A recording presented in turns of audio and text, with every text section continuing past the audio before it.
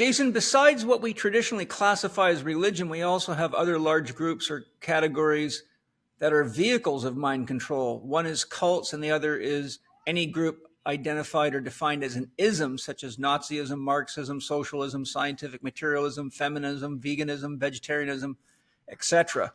I'd like to know what your thoughts are in this regard. What should people be aware of if they are in or being recruited into a religion, cult, or ism with regard to issues of mind control? Well, I think the human nervous system just wants to be safe and secure. So if you have this preconditioned format or predictable format, humans will bite into it just to have some kind of something they can predict in their day. I think even the word culture, they say, is your cult. I mean, this is what the actual word is, seems to be phonetically designed to communicate to us, is that we're all in a cult of sorts. But the isms that you mentioned are very dangerous. And if people want to understand if they're in a cult, in a dangerous cult, or inside a dangerous ism, all they have to do is look at their life and see if their life is progressing in the wrong direction. Any sort of, as you say, any belief system that you're living out is worth reflecting on and introspection. Yes. And this is very important, is that all humans are going to want to reach out and find some kind of script that they can act out during the day. Yeah. Because if you get up and you don't know what you're going to do each and every single day, of course, it's very nerve-wracking. Yeah. So generally, the social engineers that I allude to all the time, they know this, that the human mind, the human spirit needs predictability, some sort of script to act out during the day, something that's normal, something that's comfortable. And what they're doing is they're subbing in things that are super self-destructive, self-loathing, sadistic, and they're building this really dark utopia using these very simple, this loving nervous system that protects us in these fantastic ways. They're hijacking that. I mean, it is this loving subconscious mind pathway that leads us to, more safety and security by mimicking the repetitive content of our environment. They know that, and they're subbing in some extremely dangerous repetitive content that, of course, our subconscious mind is biting into as well. And the government's not educating us on how our mind really works. The media is not educating us. Even the private institutions aren't really touching on sort of on the fact of where our behavior really comes from in regards to how our environment leads our behavior. We really don't lead our own behavior in the majority of situations. Most people think that their dreams are just the babblings of a tired brain and random thoughts just breaking through into consciousness while you're trying to get a deep, restful sleep. But in fact, in most cases, probably all of them in my opinion, it's actually your soul trying to get an important message to you. If you want to learn what your soul is trying to convey to you and how you can use that to live and love more fully, keep yourself healthy, and achieve your dreams, join me in my upcoming Dream Interpretation Workshop by clicking the link below. Just listen to your heart. If you're meant to be there, you'll know it. Yeah, actually, I ran across, we do have that documentary Social Dilemma, which is terribly revealing. For everybody should watch Social Dilemma on Netflix, I believe, if you haven't seen it, because it unveils the dragon of social media. And interestingly, I'm sure you've seen that, haven't you? Absolutely. And isn't it just amazing that every single one of the founding developers of social media will not allow their children to use it? I mean, and they said, we created a dragon and we don't know how to get it back in the box. But a couple of other thoughts that came to me while you were sharing there is, one, if you practice what I teach, the 1, 2, 3, 4 system, what is my dream and what are the goals that will support creating that? 2, create balance in your life between the feminine, rest, nurture, nutrition, hydration, and masculine, breathing, thinking, and movement, and doing things. 3, make effective choices. 4, doctors, have a clear dream, happy, practice happy making every day. 2, move your body enough to keep it at least at baseline health. 3, eat high quality food based on what your body wants, not what some diet expert says. And rest and introspection. You got to have enough rest to regenerate yourself, and you have to spend some time reviewing your day and seeing if your behaviors and your choices were dream affirmative, or you just keep repeating the same habits. So the reason I'm bringing that up is because, you mentioned that most people just don't know what to do with themselves, so they want to be kind of told what to do all day, and that's what a belief system tells you to do. But when you have your own dream and your own goals, people like you and I do not need to be told what to do all day. I have no interest in that. In fact, I'm repulsed by it. That's why I hated the military. I cannot stand people telling me what I have to do, have to eat, and who I have to kill without knowing whether or not they're guilty of something, And so I think it's really important to realize if you don't have a dream bigger than your crisis, you'll always be in a crisis state. And if you don't have a sense of your own unfolding and sort of your own inner esprit de corps, like what can I become? What can I do? What can I give to the world? What is my genius? Why am I here? Thus the ancient question, who am I? Which is really one of the most important questions to ask.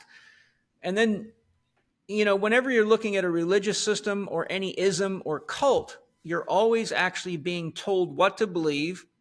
You're always being directed by people above you. You're always in service to some higher ideal that is outside of your own control. And therefore, you're becoming a child that is being manipulated by other people. And I interviewed a lady named Jane Buxton, who is an amazing woman who wrote, I think her book's called The Great Grain-Based Con. And she did a lot of research into the growth and development of children in vegan and vegetarian families, and found lots of hard research showing that there are tremendous growth and development disorders and brain disorders that are rehabilitatable. You cannot fix them when children are raised on vegetarian diets, because they need fat and protein in order for their brain to grow and develop and their body to grow and develop normally. And she showed beyond a shadow of doubt, as has Autumn Smith and Fred Provenza and many others, that this whole thing is just an absolute nightmare. And from a scientific perspective, it does not work, has never worked. Weston A. Price showed, for example, that wherever he found a vegetarian tribe, no matter how healthy they were within walking distance, there was a tribe eating meat of the same race in the same region that was much healthier. So what am I pointing out? We've got this massive globalist move toward this green movement, toward not farming animals, not eating meat foods, et cetera, that you know all about. But ultimately what that is a developmental nightmare that keeps people sick, keeps them broke, keeps them profitable. Yet people fall into this with such great fervor that they will attack you for telling them the truth. And the problem with a belief system is, by definition, once you have a belief, you stop asking questions. The day you stop asking questions is the day you stop growing. And if you stop growing, you stay stuck in the child archetype. You do not mature into a warrior or an adult. A warrior always has to ask questions. That's a constant question. What's next? What do I do? Who's the enemy? Who isn't the enemy? What's the safest and effective thing to do for my people? When do I engage forcefully? When do I not engage forcefully? How do I take care of myself to fulfill my responsibility as a warrior to protect my people? All that has been wiped out with the loss of our initiation processes. A good example is when the U.S. government started forcing Indians into reservations. The first thing they did was stop them from doing their rituals, such as dancing. They found that whenever they let the Native American Indians do their ritual dances, they became so strong they were uncontrollable, so they banned them from doing their own dances. So what you see is that, and in fact, one of the guys I interviewed on my podcast, unfortunately, right close to when he died, it was really sad because I had a second podcast with him scheduled, but his wife called me a week before the podcast and said, I'm sorry, James has died. It was James Carse. He wrote a book called The Religious Case Against Belief, And what he showed in his very thorough and well-written book, and he was a professor of theology and philosophy at New York University for 38 years, so he really knew what he was talking about. He showed that you cannot actually practice religion if you have a belief, because as soon as you start believing, you stop asking questions and you stop exploring your own development and your own relationship with God. So what happens is you fall in love with a book and a bunch of ideas written on paper, but you actually do not pursue an authentic relationship with God, and therefore you do not have a religion. A religion is supposed to produce religious experiences, but a religious experience is something completely personal. And if you have your own relationship with God, the first thing you find out is that a lot of the stuff they tell you in a church is simply not true. So I brought that question up because I think it's very, very important for people to be consciously aware that if you're in any system which uses principles of indoctrination, I mean, I was a paratrooper marching down the road singing songs about how happy we were to kill a commie for mommy and many other things. And, I could sing some of the military cadences we used to sing all the time. And I'm, raised in the Self-Realization Fellowship Temple, and I'm listening to what I'm singing in one ear, and then the conscious awake part of me is going, is this really what you want to do? But, I joined the military to get a trade. And I knew as soon as I got my trade and my training, I was going to get out. And fortunately for me, the military became the basis of my whole career. So I was able to surpass the brainwashing and use it to my own devices. And I think that there is actually things we can garner if all we do is study these things. For example, I learned a lot by being in a Christian church. I learned a lot about what not to do and what not to believe. That's valuable experience. I learned a lot in the military. One of the things I learned is I'm not someone who's easy to indoctrinate, but a lot of people are. And I learned how you don't want to be in any organization where you're not allowed to ask questions. I mean, if you cannot ask questions, then you're really at the mercy of other people, and you never know what their motives are. And unfortunately, when you're in the military, you become the play toy of rich people that want to steal resources from other people, and they have no remorse. They put on a big show about, oh, we lost these soldiers. But at the top, it's just a game. And it's well known. That's why they call a battlefield a theater.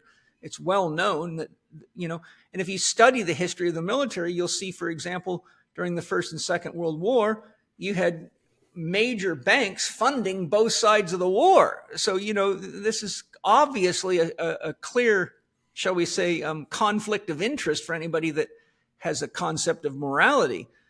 And so when we're looking at all this brainwashing stuff, you see what you and I have done is we've asked a lot of questions and had the discipline to go find the answers. But it takes energy to do that. And it takes self-inspiration, motivation, and a desire to know the truth, and the bravery to be different than other people, knowing that when you share the truth, you can get attacked.